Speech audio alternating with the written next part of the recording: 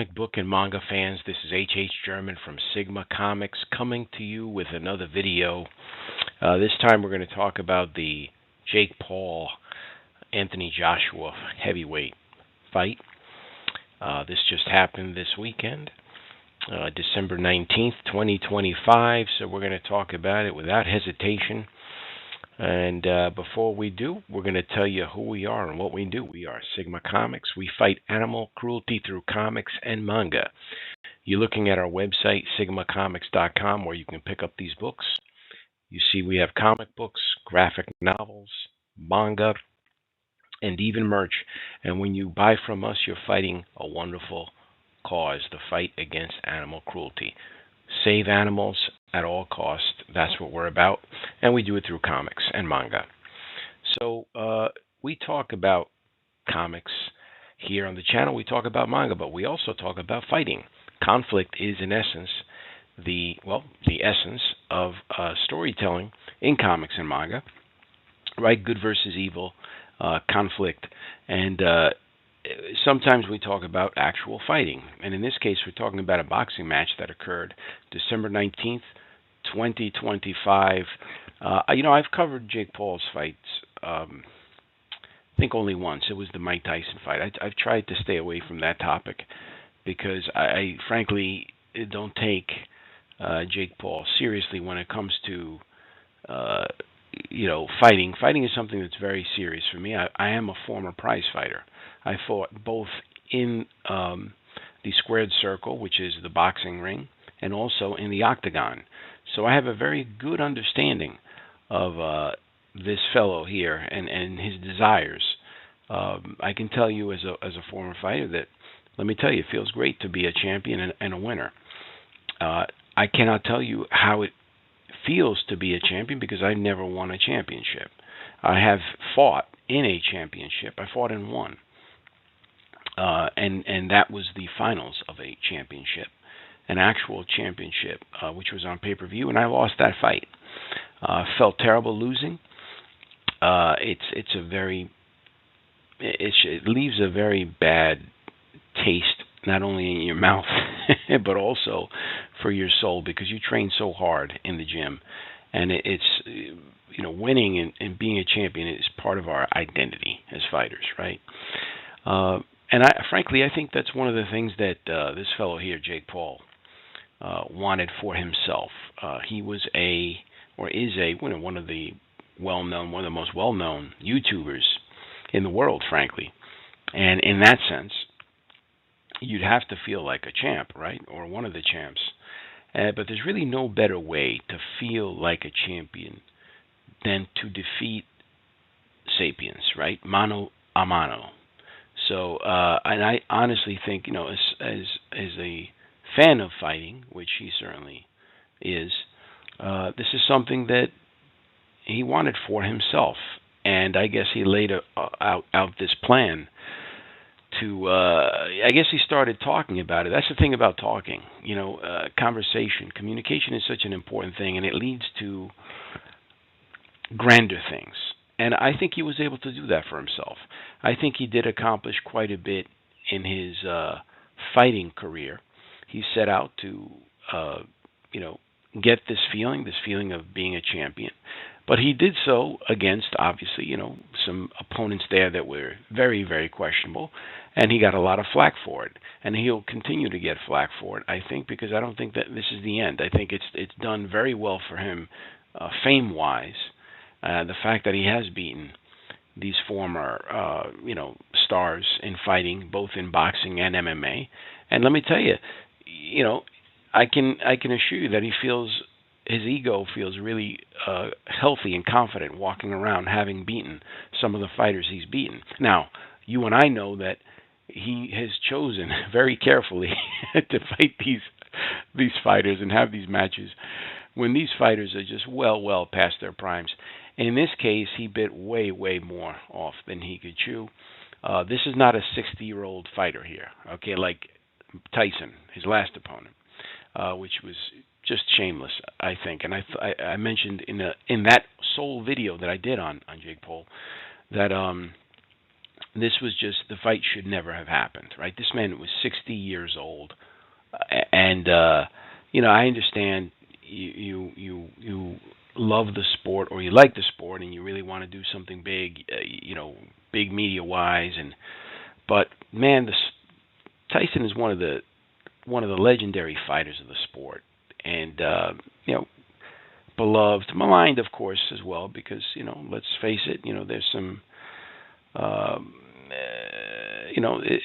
there's just some spotty activities there in his background, but the truth is that the man is a legend in the sport, and there are a lot of people who love Tyson, and he's part of the history of the sport.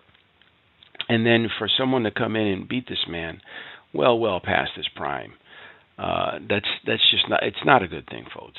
Even morally speaking, beating up on a man who's you know close to 5 years away from being a senior citizen here. Let's be clear.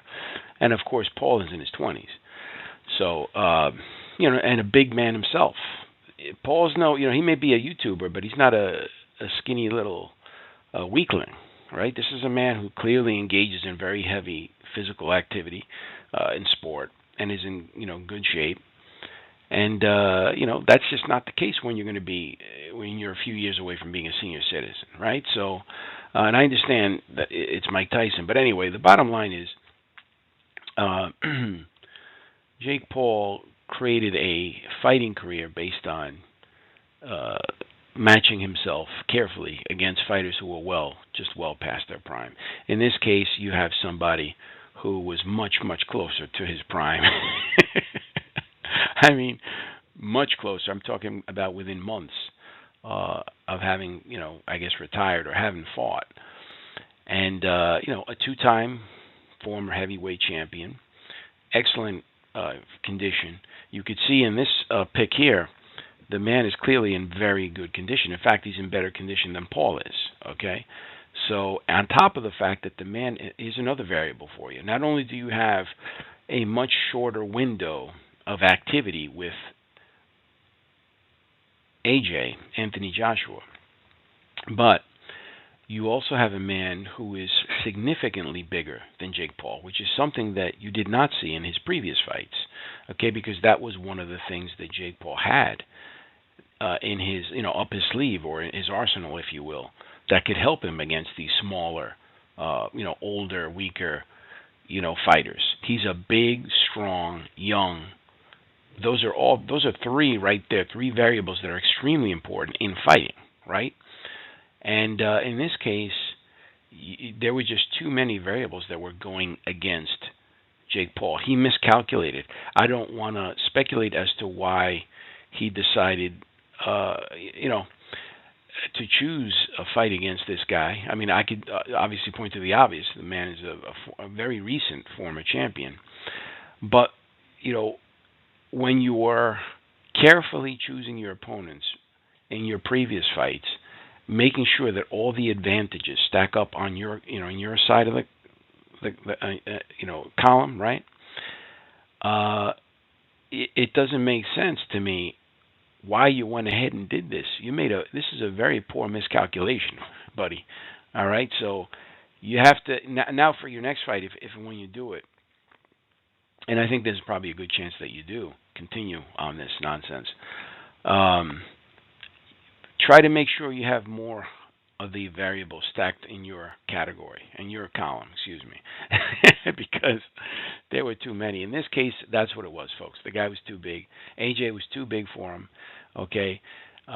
Way too short of a window from having retired or being inactive, okay? And the fact that the man is significantly bigger and stronger with fighting acumen. Remember, this is a former heavyweight champion. Okay, with his size, this isn't just a big guy. Listen, I've beaten lots of big guys, and for a perspective, I'm 5'10", even though I'm 5'10", factually, okay, and measured in the doctor's office. I'm 5'10", and when I fought, I was a middleweight. I'm not a fighter anymore, okay? I'm 50 years old. So, whoever's fighting me is going to have that advantage because I'm older. If they want to be in their 20s to fight me, all right. But there's other advantages, et cetera, that I have against these people. Anyway, bottom line is miscalculation here. That's the reason why Jake Paul lost. Okay, I have this here title, "The Troll Ends," and let me clarify that because I honestly think this is a generational thing. The truth is that in no other generation would this fight have even been taken seriously. Okay, we do not live in the Milli Vanilli era anymore. Okay, you do stuff like that with Autotone or stuff, or you get caught, in a shameless act, you're done. You're finished. Your career is over. We now live in a time and in a generation where this is commonplace. This type of shamelessness. You could say, yeah, I'm better than this," and flap your mouth there online, and some people are going to take you seriously and actually believe what you're saying. Okay, we live in a time of complete fallacy, and this is a perfect example. This guy somehow built his mind to think that he was going to actually beat a recently active heavyweight champion. Okay, but you're witnessing a case study as to how this happens and the fallacy of the time we're living in. Again, I don't want to address the generation here for this, but this is happening in your generation. All right, this is comical. In no generation would this even be taken seriously, but here we are. All right. Now that said, I'm going to say a couple of good things for Jake Paul here. Listen, man, you fought against a very recently active heavyweight, not just a fighter, a champion, a two-time champion. Okay, that takes cojones. And again, of course, I know some of it is up here and how I mentioned, which isn't a flattering description, but the fact is you did it. You went in there, and that's a huge accomplishment. That's like climbing a mountain, and I don't need to tell you because you know what it takes. I'm talking now fighter to fighter. And now you are considered a fighter, and I will talk to you as one. It takes a lot of work to go in that gym, to do the sweating, the training, the sparring, all those notches that you have to sort of, dig your hands into and lift yourself up to get to where you got. That's impressive. All right, so in that case, hats off. It takes a lot of work, and to interact violently is not an easy thing. That's something that all fighters, regardless of what discipline and genre they're in, we respect each other for that. And I'm going to tell you, for yourself, you're always going to have that respect among all fighters. It's not an easy thing. It's a very difficult thing. It's a very difficult life and grind. But you've chosen to live in it for a while here, and kudos to you. It's not easy, and for that you should be saluted. I'm going to tell you why you lost. You already know. Obviously, the things I mentioned, but how you lost is something that we haven't discussed here. I'm going to talk about it and just end the video. You lost because you fought an experienced fighter who didn't just knock you out. He took you apart methodically, and he let you expend some of your energy. And he knew it intelligently. He mentioned this after in the ring. Did AJ? He said that he's not just a big guy. He's somebody who went in there with a plan, and he knew what the opponent's weakness was. He just simply didn't have the fighting wherewithal to do what AJ was going to do with him, which was to grab him by the hand, take him a little deeper than he's used to, and then drop that anchor deeper in the ocean. And that's what happened. He was systematically broken apart. He did so, AJ, to Paul, by wearing him down because he is the bigger fighter and he can take what AJ was giving him. Okay, you can not only take what AJ was giving him, he could deflect. In doing so, make the smaller fighter expend himself, get tired, and start hitting, increasing the volume. That's another thing that these younger fighters don't understand. They feel that if they take the first 2 rounds, the punches, they think that, oh, I could take this guy, and they keep going. No, what happens is a very experienced fighter. What he does, especially a championship fighter, is he's not going to give you the intensity. Um, he's going to hide the actual intensity of the punches, the true intensity and power of the punches, until much later when he truly needs to, and he wants to impose that extra bit of strength on you. In this case, that's what happened. Uh, Jake here was sort of fooled into thinking that he was actually going to be in a competitive fight for the first few rounds, but in doing so, he's getting tired and wearing down, and at a level that was much higher than he in his previous fights, because now he's fighting a bigger guy. You're going to wear yourself out much faster when you fight somebody who can take your stuff, because you're putting out more, okay? And they're putting more weight on you. Over the course of rounds after rounds, that's going to make you much more tired and depleted. And then this guy's increasing the volume, and that's just a terrifying situation that this man found himself in, and he lost. My understanding is he broke his jaw. So I hope he heals up. He gets better and is able to recover. Frankly, as a fan of the fight game, I don't like to see this, and I hope he packs it up. But I don't think that'll happen. It's entertainment. And here's another compliment for Jake Paul. Incredible entertainer. I mean, the man is getting lots of eyeballs on this stuff that he's doing, and he's entertaining people. So, again, there's another hats off. So, with that, I'm going to end this video, because that's really all I have to say on the matter.